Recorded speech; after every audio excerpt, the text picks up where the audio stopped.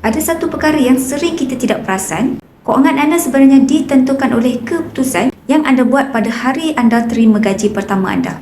Hari itu semua orang rasa bebas, rasa mampu, rasa sudah cukup dewasa untuk buat keputusan sendiri. Kebiasaannya, keputusan pertama itu bukan simpanan, tetapi hutang. Hutang motor, hutang kereta, kad kredit pertama atau personal loan untuk buat anda rasa senang. Sewaktu itu semuanya nampak logik sebab orang sekeliling pun buat perkara yang sama. Tapi beberapa tahun kemudian, barulah anda akan nampak dunia makin sempit. Duit makin tidak cukup dan komitmen semakin besar. Pada waktu itu anda mula mencari apa yang salah. Ada yang salahkan kerja, ada yang salahkan ekonomi, ada yang salahkan pemimpin. Sedangkan puncanya daripada ilmu kewangan yang anda tak pernah dapat dari awal. Bila anda ada ilmu yang betul, kecenderungan untuk berhutang akan menurun. Dan apabila anda mula obses menyimpan, walaupun sedikit, anda jarang berada dalam keadaan terdesak. Tetapi jika sudah terlanjur berhutang, masih ada jalan keluar. Langkah pertama ialah belajar semula asas kewangan melalui rujukan seperti buku Misi Bebas Hutang, buku Wang Emas atau Jutawan dari Planet Jupiter yang mampu beri perspektif baru tentang pengurusan kewangan yang baik. Langkah kedua, paksa diri menabung. Tak perlu besar, tetapi pastikan berterusan.